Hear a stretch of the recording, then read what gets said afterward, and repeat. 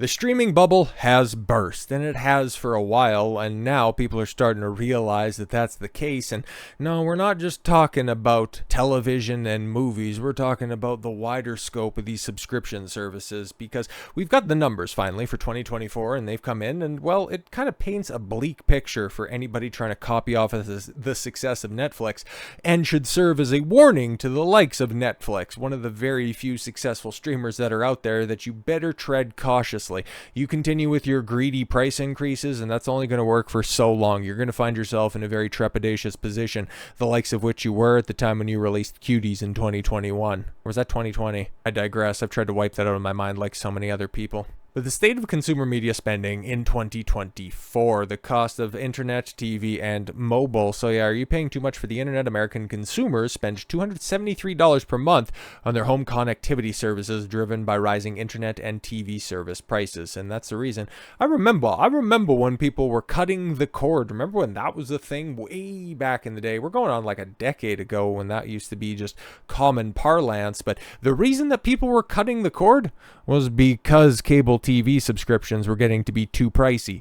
And now, thanks to the bust of the streaming bubble, people started to realize that, if I sign up for Disney Plus and Hulu and Amazon, well, you get Amazon Plus for free with your subscription to, Amazon Prime. But Disney Plus, HBO, you've started to total a catalog of stuff that you barely watch and that you mostly just browse through the menus on, and then you just, end up watching something that if you would have just bought the series outright, you would have saved yourself hundreds of dollars. You end up getting charged the same amount or even more than you would have prior to cutting the cable.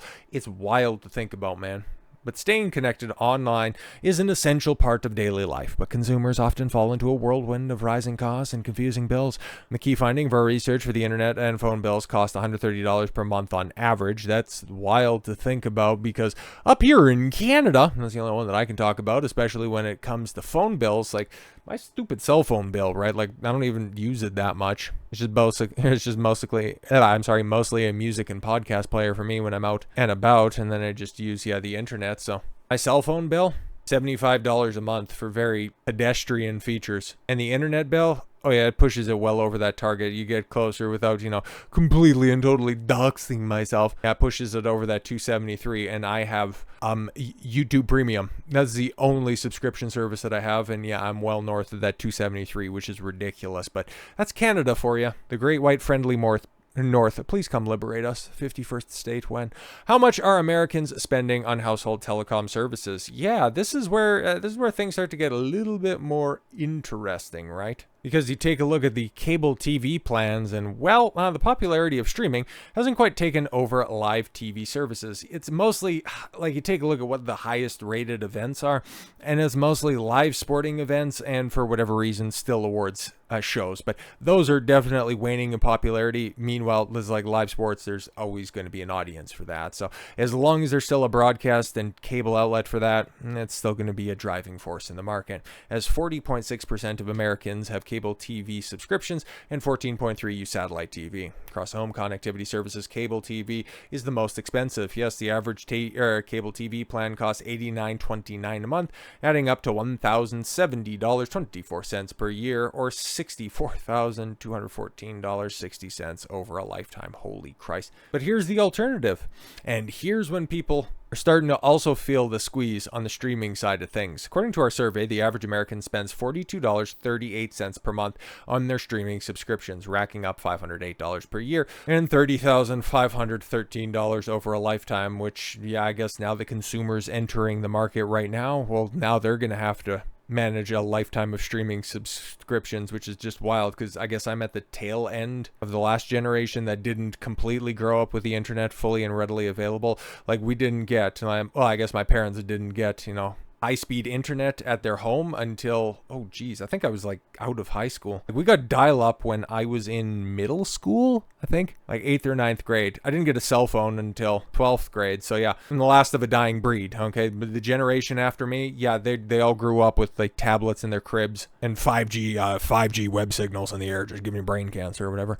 It's a joke, stupid YouTube. This cost has decreased by 23% since our previous report, which may come as as a surprise, given the possibility that you probably signed up for multiple apps to keep up with the current shows or rewatch a favorite series when it bounces to a new platform. Actually, no. A total of 27.8% of American reports experiencing streaming fatigue, defined as the exact feeling of being overwhelmed with the increasing number of streaming apps. Yeah, so that's important, right? Just about down 25% from last year, just about down a quarter. Okay, so that lets you know that these streaming services, and especially what they had to offer in 2024, I mean, like outside of the Penguin, Shogun, if you like Guy Ritchie stuff, The Gentleman, like there was very few notable shows coming out exclusively on streaming. Like I'm pretty sure those Taylor Sheridan, proper pronunciation is important. Like those boomer shows, I'm pretty sure they were still on traditional cable and stuff like that. So, and even if they were, like they're resigned to Paramount Plus, and I think that's one of the cheaper services that's out there.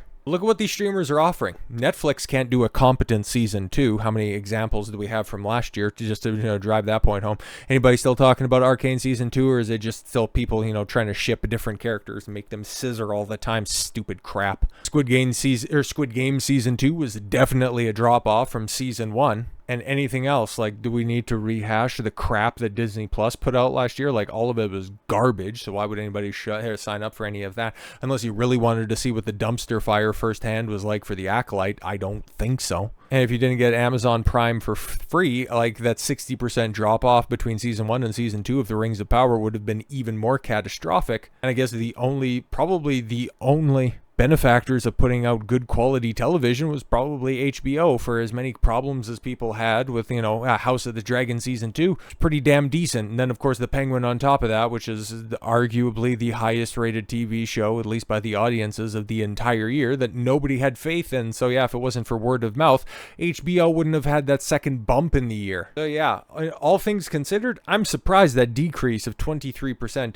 isn't steeper. It's not like there were bangers coming out in 2023 either. Like, we have been languishing in failure because all of these content producers, which we have moved away from creating entertainment, telling stories, having well-developed characters and a purpose to creating these narratives, like the passion behind these projects have been devoid for a long time. And now you have the likes of, well, Netflix, and I'm sure I'll get to this in a future video, but they're just creating content for people's second monitors. Like, you don't have to pay attention to the stuff. They just want it on in the background. And because none of this stuff has any rewatchability, most of the stuff that people like right now, it sours on rewatch. So yeah, why are people continuing on with these subscription services? Because when I had Netflix back when it was, at least affordable and not approaching $50 a fucking month, I think I watched like the two things. Okay, I watched a Lemmy documentary that was on there. Oh no, that's I'm sorry, I'm fudging the truth a little bit. A George Carlin special and Howard Stern's Private Parts. That's the only thing I watched, and I had that subscription for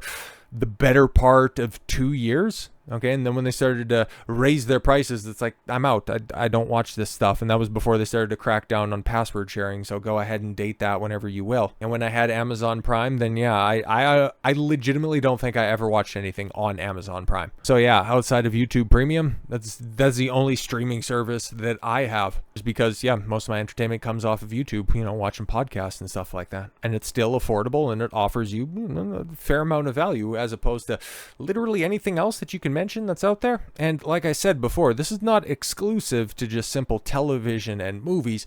We're also looking at Xbox and them trying to become the Netflix of gaming with the Game Pass subscription model, which, oh boy, this is interesting, right? Because it really does harken, and it does pay, okay? It does pay for references to be an old school wrestling fan, because if you recall back in, 2014, when Vince McMahon launched the WWE Network, everybody thought that he was silly for putting all the pay-per-views and all of his back catalog up there, and, eventually people would sign up and it would become profitable.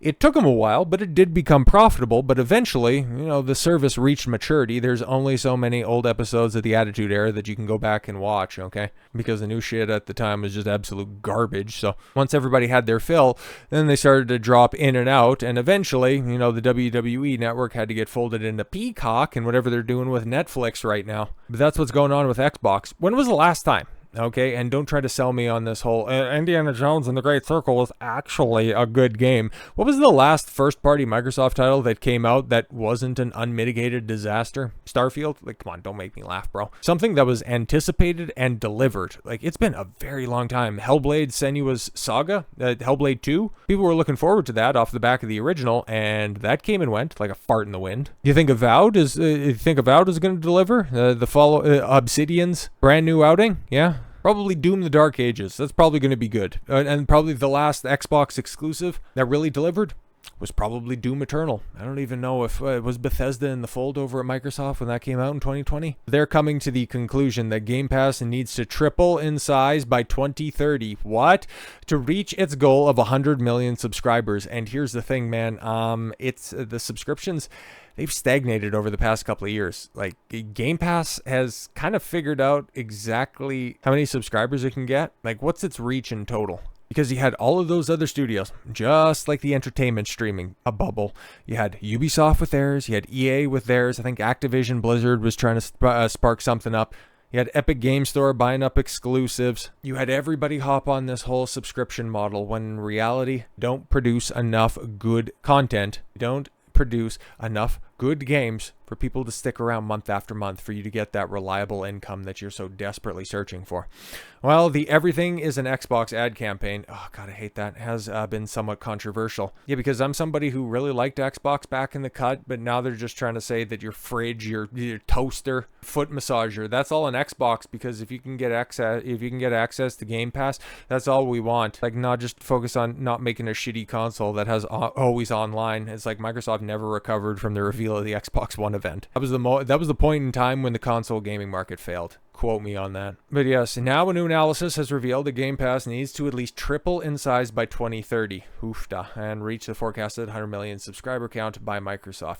And the subscribers are currently rumored to be hovering around 34 million mark, which is still behind PS. What? It's actually behind PS Plus? That's crazy. Microsoft has placed a lofty forecast on Game Pass that it needs to reach by 2030. However, it's only possible if the subscription service can manage to grow from 34 to 100 million subscribers in the next 5 years. Yeah, and after the price increases and the different tiers that came in after the Activision Blizzard deal went through, yeah, I don't really think that's likely. And a report from Information states that Xbox expects Game Pass to grow at a staggering rate of 40% yearly to reach 100 million subscribers by 2030.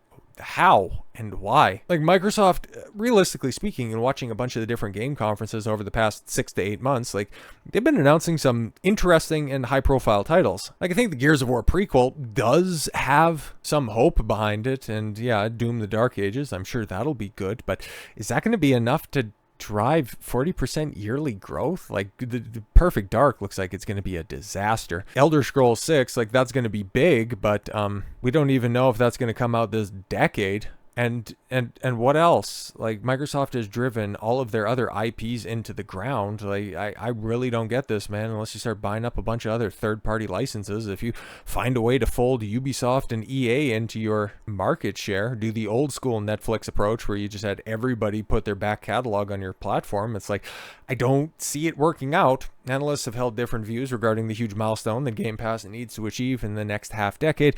Analyst Michael Pachter predicted that, last year, that the service could reach 200 million subscribers by 2034 alone. How? Oh, but Michael Pachter's a fucking idiot. I've heard that name forever. He's never been correct about anything.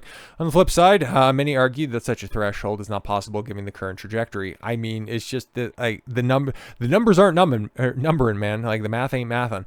And the service has also been cannibalizing Xbox game sales by a gargantuan 80%, as another analyst claimed. Yep, we talked about that, especially in that, I think it was the Indiana Jones centric game.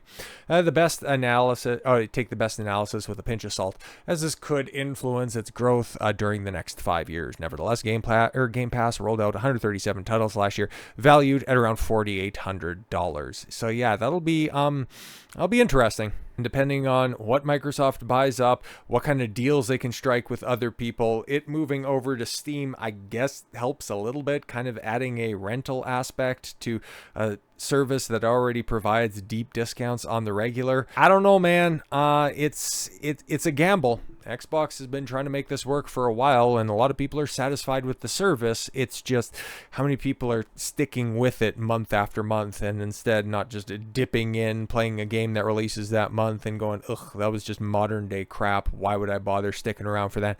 Canceling their subscription and then trying it again if they get suckered in a second time around. That's the way that a lot of people experience Star Wars Outlaws. How well did that work out for Ubisoft? And I'm sure that there will be games released this year that will go through the exact same cycle. Will the industry learn, or will they be doomed to face the streaming bubble burst like has happened over in Hollywood? So with all that said, thank you all very much for the gift of your time. I've been Don Consuelo. I want you to follow your gut and get after it. Take care, everyone.